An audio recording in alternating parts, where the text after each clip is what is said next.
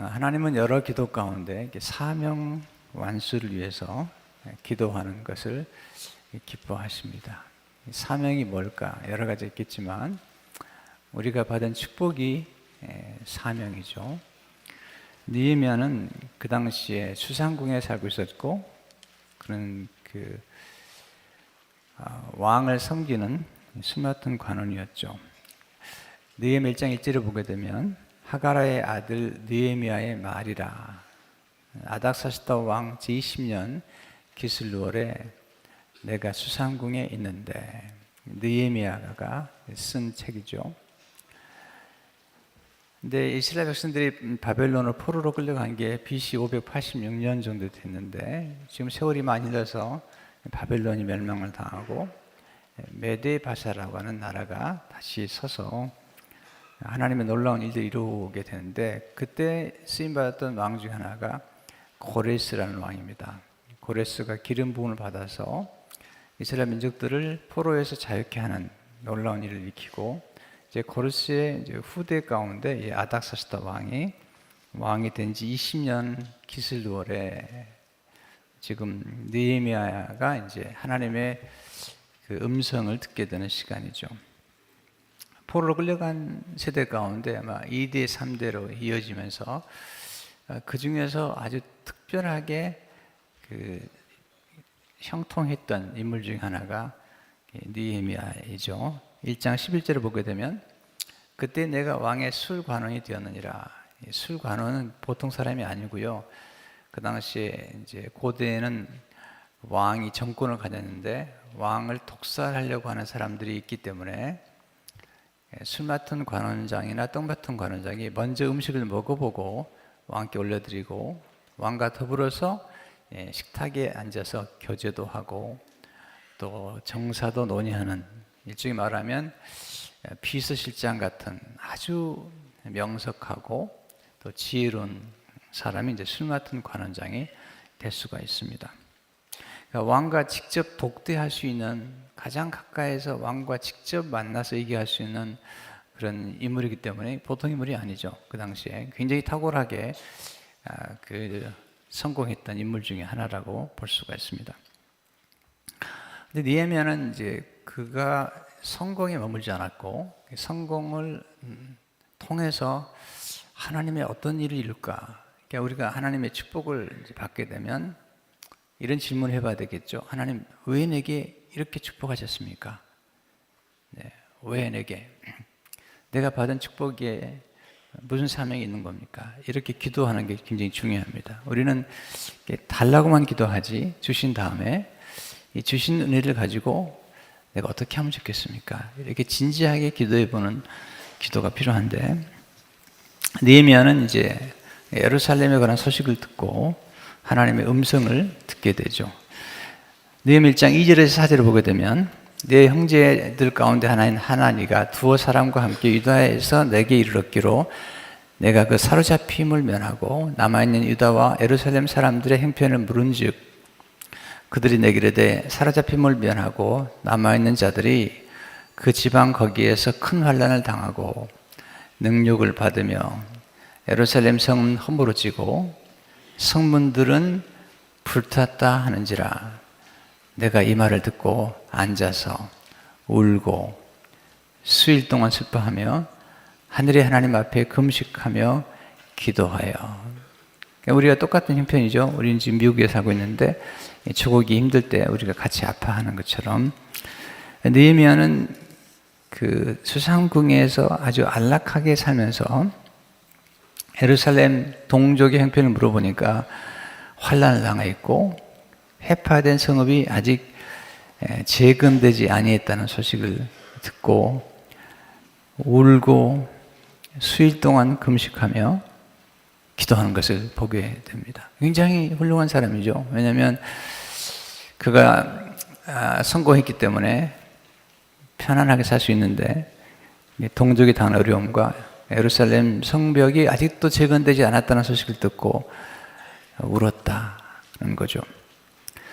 사실 이제 그 에스라 또 여호수아 이런 인물들이 이제 포로에서 해방돼서 돌아간 다음에 성전을 재건하고 성벽을 재건하는 이런 중에 있었는데 아직 성벽이 재건되지 않은 거예요. 그러니까 성전은 어렵게 재건이 됐는데 아직 성벽이 재건되지 않은 때에 하나님의 음성을 들은 거죠. 성공이 더 나쁜 것 같지 않아요. 성공이 정말 좋은 것 같아요. 성공이 쉽지 않아요. 형통하는 것, 또 성공하는 것 쉽지 않습니다. 더 어려운 것은 뭐냐면 성공을 통해서 사명을 이루는 것은 더 어려운 것입니다. 근데 그 당시에 생각해 보세요. 여기 그 느헤미야처럼 술 맡은 관원장들이 하나둘이 아니잖아요. 많았을 거 아니에요. 또 다니엘처럼 바벨론의 재상, 국무총리가 되었던 사람도 많았죠. 또 요셉처럼 애굽의 국무총리가 되었던 사람도 많았죠.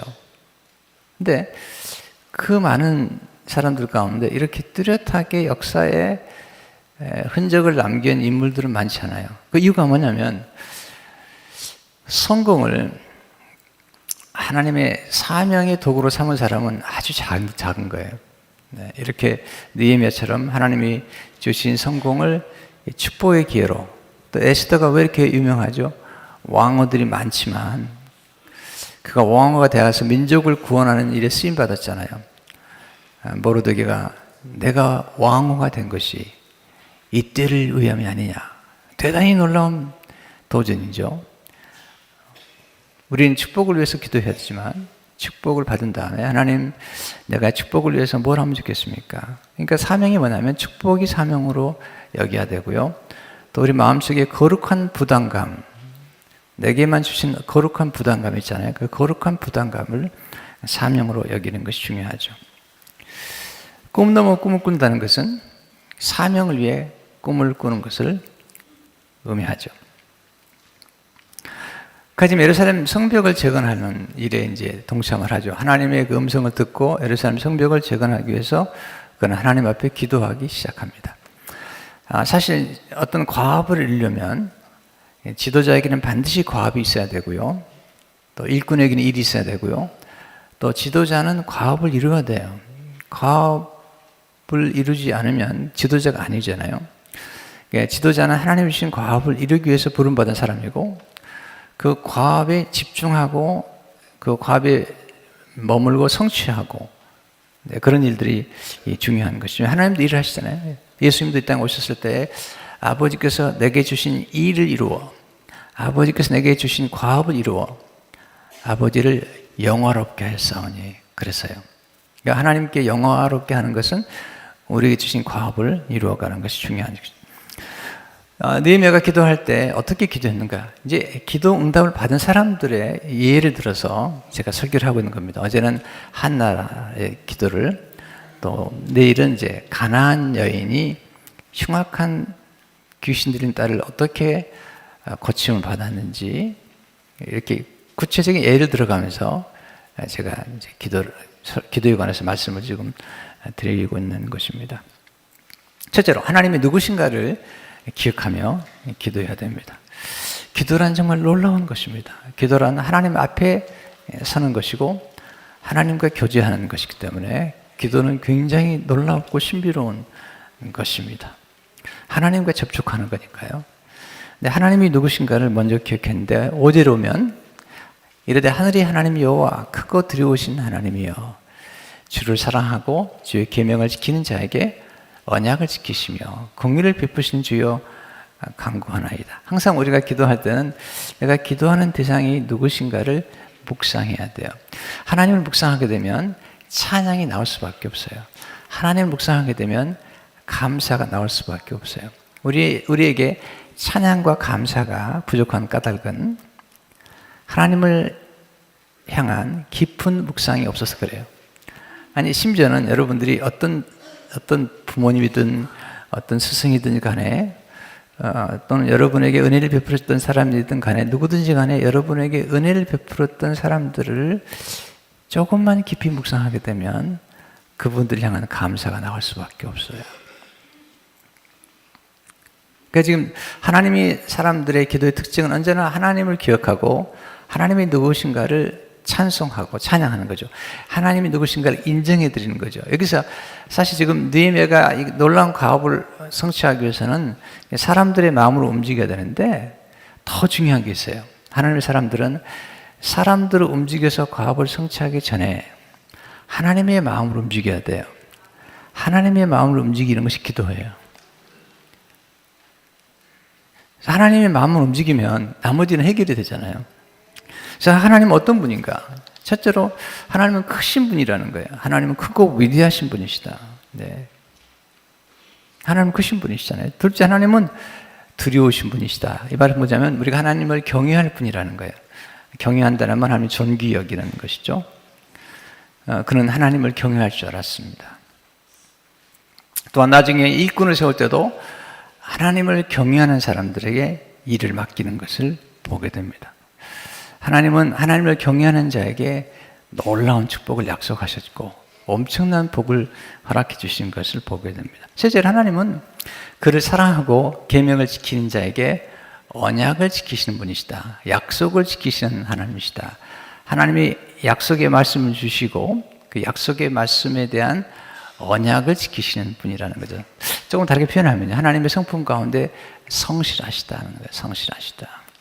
넷째, 하나님은 긍휼을 베푸시는 분이시다. 하나님의 긍휼을 의지해서 우리가 하나님 옆에 나아갑니다. 우리가 기도할 때 중요한 것은 하나님에 대한 지식을 정확하게 알고 기도하는 것이 중요한 것입니다. 하나님 아는 걸 제일 좋아하시잖아요. 그래서 호세아 6장 6절에 보면 나는 인애를 원하고 제사를 원하지 않으며 번제보다 하나님을 아는 것을 원하노라. 그래서 늘 기도할 때마다 하나님 앞에 나가서 기도하고 하나님이 얼마나 좋으신 분인지, 얼마나 하나님 아버지가 우리에게 좋은 것을 주시기 원하시는지, 하나님이 얼마나 관대하신지, 얼마나 제너러스 하신지를 묵상할 필요가 있습니다. 둘째, 하나님께 회개함으로 나아가야 됩니다. 느헤미야는 회개할 줄 알았습니다. 자신의 죄뿐만 아니라 조상들의 죄까지도 그는 회개했습니다. 그는 모든 문제를 하나님과의 관계로 보았습니다. 하나님과의 관계에 문제가 생겼다고 본 것이죠. 그런 조상들의 역사를 알았습니다. 굉장히 중요한 게 뭐냐면 우리 후손들에게 성경을 가르치고 또 우리 후손들에게 또 우리 민족의 역사를 좀 가르치는 게 중요하고요. 또 우리 후손들에게 짧지만 우리 한국 교회가 어떻게 하나님의 은혜 안에서 축복을 받았는지를 가르치는 것이 중요하거든요. 왜냐하면 하나님의 은혜가 generation to generation 우리 후손들에게 전달되는데, 그래서 하나님께서 항상 기념비를 남기라는 거예요. 기념비를 통해서 너희 후손들이 묻거든 그때 가르치라는 거죠.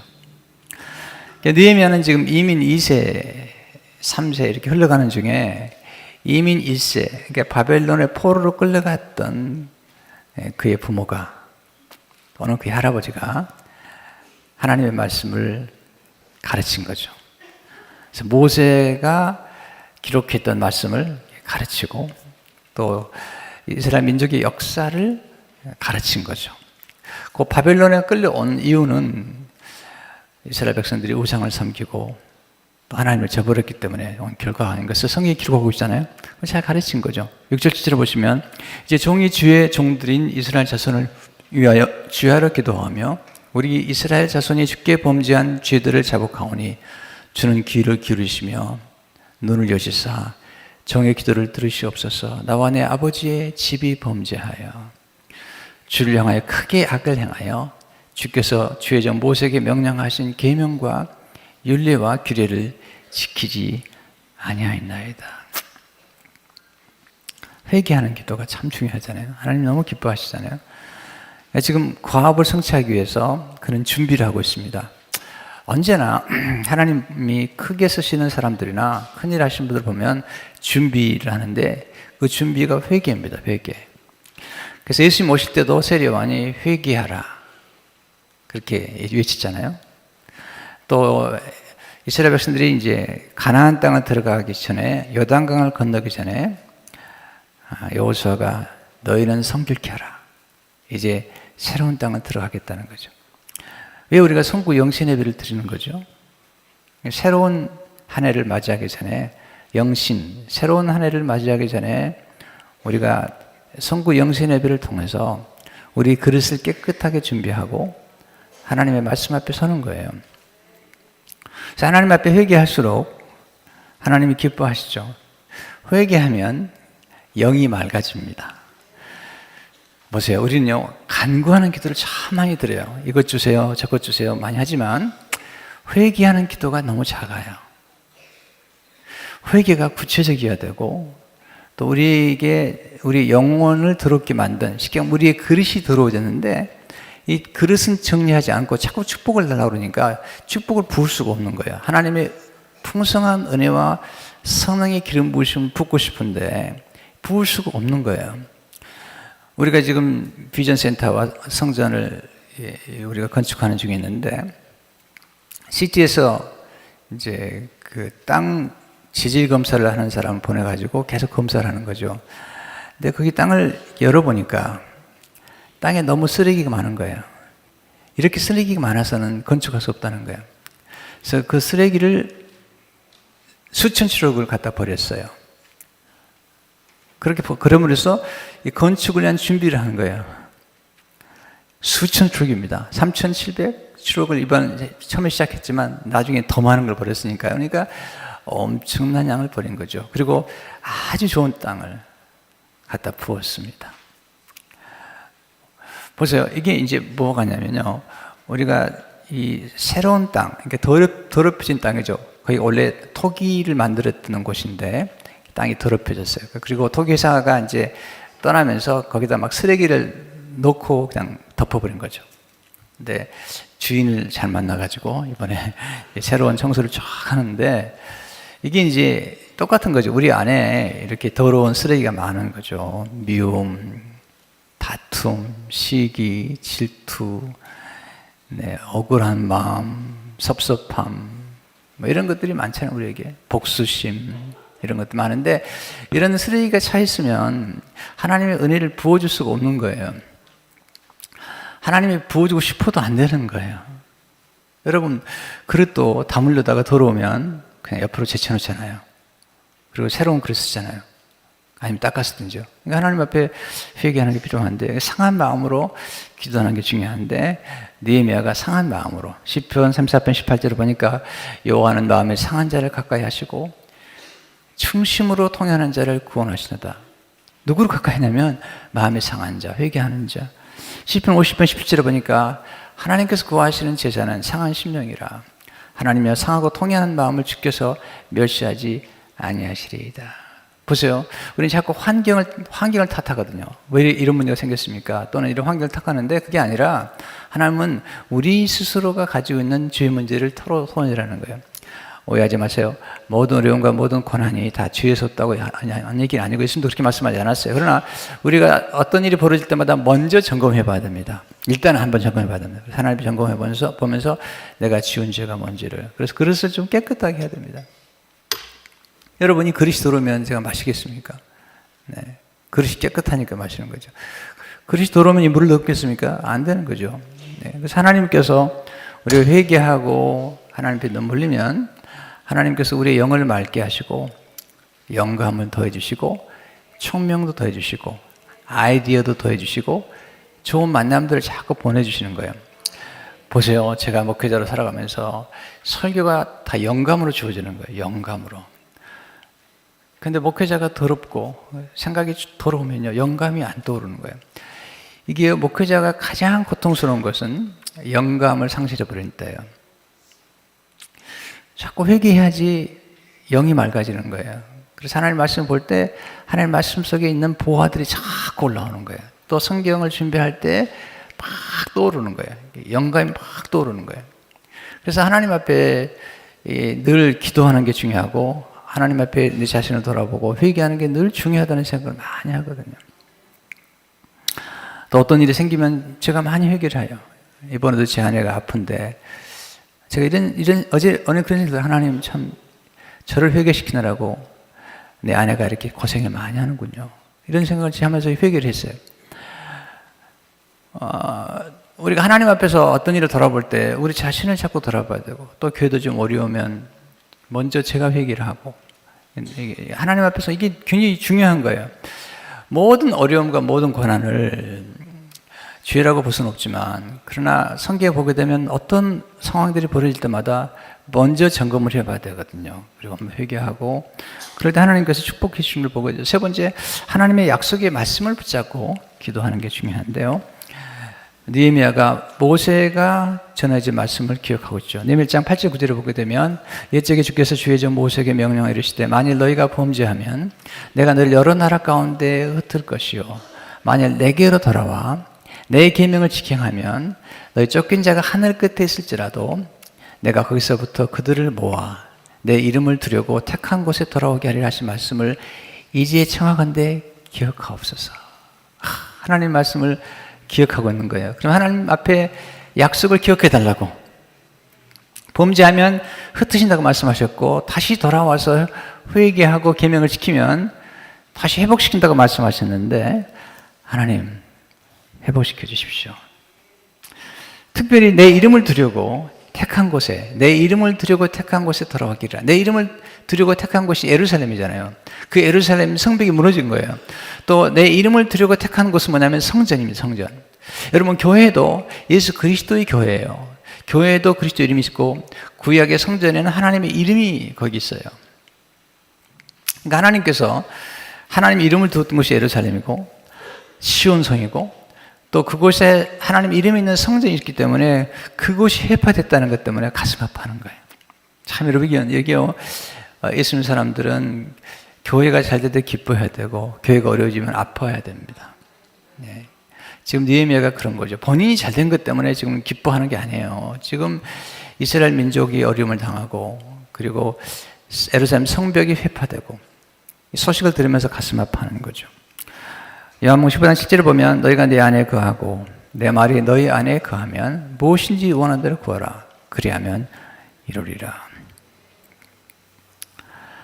하나님은 약속한 걸 반드시 지키기 때문에 그 약속을 붙잡고 기도하는 게 중요하죠. 민수기 13장 19절을 보게 되면 하나님은 사람이 아니시니 거짓말을 하지 않으시고 인생이 아니시니 후회가 없으시다. 어찌 그 말씀하신 바를 행하지 아니하시며 하신 말씀을 실행하지 않으시라. 네 번째, 우리가 기도할 때 하나님의 구원받은 자녀임을 기억하며 기도해야 됩니다. 그러니까 우리가 기도할 때 하나님이 누구신가를 알을 뿐만 아니라 내가 누구인가를 알아야 되는데, 우리가 하나님의 자녀이기 때문에 기도하는 거잖아요. 느헤미야 1장 10절을 보게 되면 이들은 주께서 일찍이 큰 권능과 간선으로 구속하신 주의 종들이요 주의 백성이다. 하나님, 이스라엘 백성들은 하나님의 권능으로 구원하신 하나님의 백성들이라는 거예요. 모세가 이스라엘 백성들 얘기할 때마다 이스라엘 백성들이 얼마나 놀라운 축복을 받았는지 얘기하면서 그 중에 특별히 두 가지를 강조하죠. 신명기 4:7절을 보게 되면 우리 하나님 여호와께서 우리가 그에게 기도할 때마다 우리에게 가까이 하신 것 같이 그 신이 가까이 함을 얻은 큰 나라가 어디 있느냐. 여러분, 이스라엘 백성들에게 가장 큰 축복은 기도할 때 하나님이 가까이 하신다는 거예요. 여러분, 우리가 예수 믿고 큰 축복을 많이 받았지만 그 중에 하나가 기도할 때마다 하나님이 우리의 음성에 귀를 기울인다는 거죠. 또 신명기 33:29절 보면 이스라엘아 너는 행복한 사람이로다. 여호와의 구원을 너같이 얻은 백성이 누구냐. 이스라엘 백성은 행복했지만 지금 우리는 더 행복하잖아요. 왜냐하면 예수 믿고 나서 하나님 아버지 앞에 언제나 담대히 나갈 수 있기 때문입니다.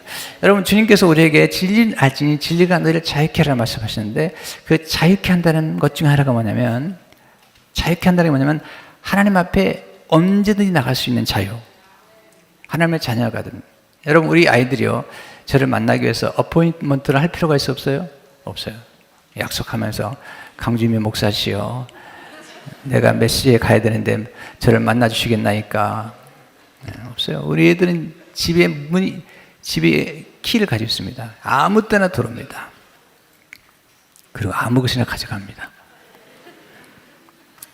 우리 두 딸이 결혼했는데요, 아무거나 가져갑니다. 그런데요, 자기 집들 키는 저한테 안 줍니다. 우리 키는 다 가지고 있으면서 자기네 키는 안 줍니다. 너무 재밌어요. 우리 집은 항상 우리 집이에요. 자기네도 결혼하고도 우리 집이래요. 그리고 자기네 집 가면서 자기네 집 간다고 그러더라고요. 하나님 아버지 나아가는 거죠. 기도라는 게 놀라운 거잖아요. 그래서 히브리서 4장 1절을 보게 되면, 16절을 보게 되면, 그러므로 우리는 그 은혜하심을 받고 때를 따라 또 은혜를 얻게 하여 은혜의 보좌 앞에 담대히 나아갈 것이니라. 에베소 2장 18절을 보게 되면 너무 이런 그로 말미암아 우리 둘이 한 성령 안에서 아버지께 나아감을 얻게 하려 함이라. 이게 뭐냐면 유대인과 이방인이 한 성령 안에서 이제 예수님 안에서 아버지께 나아감을 얻느니라. 에베소 3장 12절을 보게 되면 우리가 그 안에서 예수님 안에서 그를 믿음으로 예수를 믿음으로 담대함과 확신을 가지고 하나님께 나아감을 얻느니라. 우리가 하나님의 말씀을 가지고 나갈 뿐만 아니라 우리가 하나님의 자녀이기 때문에 확신 가지고 담대함을 가지고 나가는 것이죠. 그래서 이런 거죠. 우리가 부모님 앞에 나갈 때 부모님이 능력이 있다면 우리가 뭔가 구할 때 부모님이 우리가 구한 것을 해줄 능력이 있다면 담대히 나가서 구하죠. 왜냐하면 능력이 안 됐을 경우는 뭐 할 수 없지만 부모로서 능력이 있는 분이라면 엄마, 아빠 이게 필요해요 라고 할 때 줄 수 있죠. 여러분 능력이 없어도요 부모들 보니까 빚을 내서라도 주더라고요. 이게요 부모를 사랑하는 게 피눈물 나는 삶을 자기는 못 먹고 자기는 못 입어도요 자식이 위한 거라면 그렇게 하시더라고요. 하나님은 그럴 필요 없어요. 하나님 모든 가지시기 때문에. 다섯 번째, 하나님께 사명을 완수하기 형통할 수 있도록 기도하셔야 됩니다. 그다음에 이제 1장 11절을 보게 되면 주여 구하오니 귀를 기울이사 종의 기도와 주의 이름을 경외하기를 기뻐하는 종들의 기도를 들으시고 오늘 종이 형통하여 이 사람들 앞에서 은혜를 입게 하옵소서하였나니 그때 내가 왕의 술관원이 되었느니라. 여보세요. 이게요. 여기서 중요한 게 내가 이 사람 앞에서 이게 복수가 아니라 사실 단수인데요. 이 사람 앞에서 형통하게 달라는 게 뭐냐면요. 이게 잘 되고 형통하는 것은 우리가 볼 때 잘 되는 것, 또 뭐 잘 사는 것 이렇게 생각하지만 느헤미야가 여기서 말하는 형통은 그게 아니에요. 네, 그게 아니고 내가 사명을 완수할 수 있도록 이게 형통이에요. 제가 이제 목회를 보면요. 어떤 분들은 세상적으로 소위 말하는 잘 되고 잘 살고 이런 게 필요한 분이 계세요. 너무 어려우니까, 너무 힘드니까. 그래서 기도할 때마다 하나님, 우리 집사님, 우리 장로님, 우리 권사님 형통하게 해주세요. 이게 뭐냐면 어려우니까 잘 되도록 해달라는 거예요. 근데 이미 잘 된 분들이 계세요. 이미 잘 된 분들이 계세요. 네, 정말. 어느 단계 들어가면요. 더 달라고 하기가 미안할 정도로 잘 된 분들이 계세요. 그때는요 감사밖에 없어요. 두 번째는 뭐냐면 하나님 얘기해 주신 이런 축복을 가지고 내가 무엇을 하면 좋겠습니까? 이게 중요한 거예요. 여기서 형통이 뭘까요? 성경적 형통은요 첫째로 사명을 완수하는 것이죠. 두 번째 성경 형통은 사명을 완수해서 책임을 지는 거예요. 이게 지도자예요. 네, 지도자예요. 책임을 지는 거예요. 이게 어려운 거예요. 제가 목회를 하면서 이 단임 목회자의 길을 걸어가는데 제일 무거운 건 무거운 짐인 거죠. 여러분 사장 책임이 무거워요. 정말 사장 정말 힘들어요. 여러분 사장한테 욕하고 그러는데 욕하지 마세요. 월급날 빨리 돌아와요. 금방 돌아와요. 월급 주느라고 정신이 없어요. 이것 맡기고 저것 맡기면서. 여러분 사장 짐 무거워요. 네. 세 번째 성경에서는 사명을 완수해서 희생과 고난을 감수하는 거예요. 희생과 고난을 감수하는 거예요. 여러분 수상공 있으면 고생 안 해도 돼요. 가서 얼마나 고생하는지 몰라요. 네. 희생하고 자기 돈 다 써가면서 식탁에다가 늘 잔치하면서 자기 돈 써가면서 그 고생을 다 하는 게 느헤미야예요. 성경적 형통은 안락함을 내려놓고 모험하는 삶을 사는 거예요. 성경 형통은 자기에게 주어진 십자가를 지는 거죠. 내게만 주어진 십자가가 있는 거죠. 성경형통은 공동체와 민족과 열방을 현상하는 거예요. 성경형통은 하나님의 맡기신 일을 이루어 하나님께 영광을 돌리는 것. 이게 사명이잖아요. 이 사명을 위해서 느헤미야 1장 11절에 보면 이 사람들 앞에서 은혜를 입게 하옵소서. 네, 이 누구죠? 아닥스다 왕입니다. 여기서 중요한 건 뭐냐면 이 1장 11절 마지막 부분에 그때 내가 술 맡은 왕의 술 관원이 되었다. 왕의 술 관원이기 때문에 왕과 함께 일하는 사람이에요. 그래서 왕이 허락해주지 않으면 예루살렘에 갈 수가 없어요. 또 왕이 그게 필요한 것들을 도와주지 않으면 갈 수가 없어요. 문제는 뭐냐면 이 아닥스다 왕이 이전에 예루살렘 성벽을 재건하는 것을 금했던 왕인 거예요. 첫 번째 이제 에스라와 이제 그 당시에 여호수아 이런 사람들이 이제 또 올라갔는데 가서 성벽을 재건하는 중에 성벽 재건을 반대하는 사람들이 아닥사스다 왕에게 상소를 올린 겁니다. 왕이시여, 지금 예루살렘 성벽을 재건하려고 그러는데 이들이 성벽을 재건하게 되면 반드시 당신을 떠날 것이고 그리고 당신께 바치는 조세와 관세를 바치지 않을 겁니다. 이렇게 고발을 하는 거예요. 그 말을 들은 아닥사스다 왕이 그 말을 듣고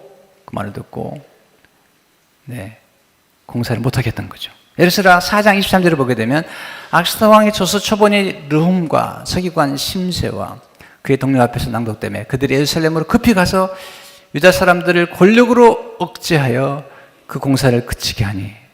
보세요. 아닥사스다 왕이 권세를 가지고 이 예루살렘 성벽 재건을 막았던 왕이에요. 근데 지금 느헤미야는 그 왕을 움직여야 되는 거예요. 한때 왕이 금했던 그 예루살렘 성벽 공사를 이제 가겠다는 거예요. 보통 기도가 필요한 게 아닙니다. 여러분, 보통 왕들이 한 번 세운 자기의 권위를 위해서 그 번복하려고 하지 않잖아요. 근데 그 예루살렘 성벽 재건을 막았던 이 왕이, 그 왕의 마음을 움직여야 되는 거예요. 그래서 지금 하나님 앞에 기도하는 거죠. 하나님, 이 왕의 마음을 움직여 주십시오. 이 왕이 한때 이 금했던, 왜? 알잖아요. 비서실정이니까 다 아는데 이 왕의 마음을 움직여 주지 않으면 안 됩니다. 라고 지금 기도를 하고 있는 거예요. 여러분, 성경에 나타난 형통이라는 것은요, 잘 되는 것도 있어요. 제가 1월달 5일 동안, 특사할 동안에 성경적 형통의 비밀에 대해서 제가 설교하려고 준비를 하고 있어요. 네. 형통하고 싶은 분들은 다 나오세요. 네. 근데 보면 성경적 형통을 했던 사람들이 나와요. 잘 된 사람들이에요. 잘 된 사람들인데 거기서 멈추지 않고 그들이 그의 형통을 사명을 가지고 썼던 사람들이에요. 이게 중요한 거거든요. 근데 여기서 느헤미야가 이제 왕을 위해서 기도할 때 결론입니다. 인내를 가지고 기도할 때 하나님의 기도응답을 경험할 수가 있는 거죠. 그 기도하는데 4개월 동안 아무 일 없었어요. 여러분, 어떨 때 기도해도요, 아무 일 없을 수 있습니다. 4개월 동안. 느헤미야 2장을 보니까 아닥사스다 왕 제20년 이전하루에 왕 앞에 포도주가 있기로 내가 그 포도주를 왕에게 드렸는데 이제는 내가 왕 앞에서 수심이 없었더니 4개월 기다린 거죠. 1장 2절에 나오는 기슬로월은요 12월 달이고요. 여기 나오는 이산월은 4월 달입니다. 4개월 동안 아무것도 없었던 거죠. 그때 뭐 했을까요? 기다리면서 기도했던 거죠. 뭘 기도했을까요? 잠언 11장 1절의 말씀, 이거 기도한 거죠. 왕의 마음이 여호와의 손에 있음이 마치 봄물과 같아서 그가 임으로 인도하시느니라. 하나님께서 특별한 사람들을 움직여야 되는데 왕의 마음을 움직이면 하나님 때문에 기도했던 거죠. 왕 앞에 가죠. 나중에 왕이 물어보죠. 2장 4절을 보니까 왕이 내게 이르시되 그러면 내가 무엇을 원하냐 하시기로 내가 곧 하늘의 하나님께 묵도하고. 와, 4개월 만에 왕이 물어보는 거예요. 내가 무엇을 원하냐. 곧 하늘의 하나님께 묵도하고. 그리고 구체적으로 기도를 하는 거예요. 여러분, 어느 누가 여러분이 와가지고 혹시 물어본다 합시다. 내가 내게 무엇을 주면 좋겠느냐. 그럼 뭐라고 대답하겠어요? 하나님이 찾아오셔가지고 내게 무엇을 해주면 좋겠느냐 물어본다면 뭐라고 얘기하겠어요? 여러분, 기도할 때마다 구체적으로 기도해야 돼요. 애매하게 기도하면 안 돼요. 구체적으로. 느헤미야가 4개월 동안 기도하면서 계획을 세운 거죠. 뭐가 필요한지, 어떤 자원이 필요한지, 어떤 사람이 필요한지. 그래서 얘기한 거죠. 주저하지 않아요. 너가 2장 8절에 오면, 느헤미야 2장 8절에 오면 또 왕의 3년 감독 아삽에게 조서를 내리사 그러니까 성전에 속한 영문의 문과 성곽과 내가 들어갈 집을 위하여 들보로서 제목을 내게 주게 하옵소서 하여 내 하나님의 선한 수인을 도우심으로 왕이 허락하고. 놀랍잖아요. 조서를 달라, 또 쓸 제목을 달라, 이렇게 기도했는데 마지막 느헤미야 2장 8절의 마지막 부분이 놀라워요. 내 하나님의 선한 수인을 도우심으로 왕이 허락하고. 그리고 성벽을 재건하는 축복을 경험하잖아요. 여러분, 과업을 한다는 것은요 늘 강조하지만 지적인 자원과 먼저 그건 알았잖아요. 두 번째는 인적인 자원이 필요해요. 사람 움직여야 돼요. 왕도 움직여야 되고 살림 감도 움직여야 되고 가서 또 이스라엘 백성을 움직여야 되고 그리고 재정이 필요해요. 느헤미야를 보세요. 굉장히 탁월한 지도자예요.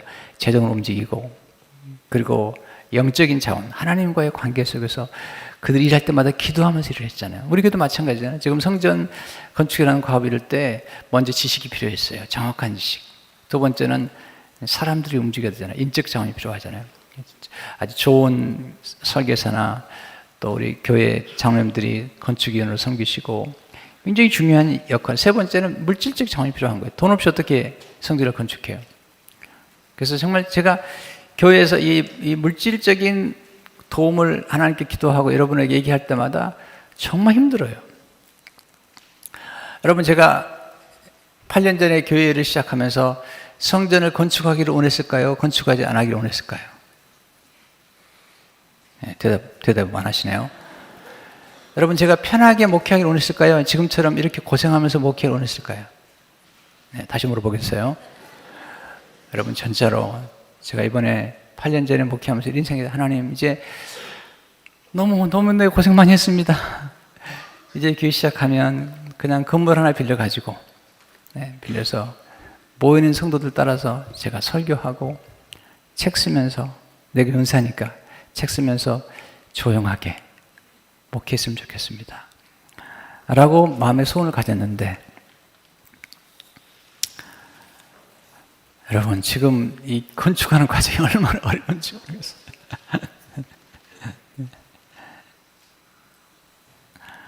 근데 건축 안 할 수가 없어요. 왜냐면 지난 주일날도 예배를 드리는데 30분이나 늦게 문 열어준 거죠. 7시 예배인데 6시 반에 문 열어주니까 얼마나 예배원들이 고생하는지, 준비하는 분들이요. 30분 안에 해야 되는 거예요. 또 작년반에 또 작년이니까 우리 특세 중에 하나에 또 이 에디피아 문이 안 열려가지고 우리는 지금 할 수밖에 없는 상황이잖아요. 그런데 이 과업을 이루면서도 참 기뻐요. 왜냐하면 어렵지만 기뻐요. 하나님께서 기뻐하는 일이기 때문에 기쁘고, 우리 후대들 제너레이션 때 제너레이션에 넘길 수 있는 게 기쁜 거잖아요. 여기서 하나님이 축복하심으로 놀라운 기적들이 벌어지고, 또 느헤미야가 예루살렘 성벽을 재건하고, 거기서 끝나지 않아요. 느헤미야가 예루살렘 성벽을 재건한 다음에 에스라를 불러다가 말씀의 부흥을 일으킴으로써 하나님께 영광을 드리는 것을 보게 됩니다. 성도 여러분, 우리 교회에게 주어진 가업뿐만 아니라 우리 민족을 위해서, 또 여러분 개개인에 주신 사명을 위해서 사명을 끝까지 감당하는 여러분 되시기를 축원합니다.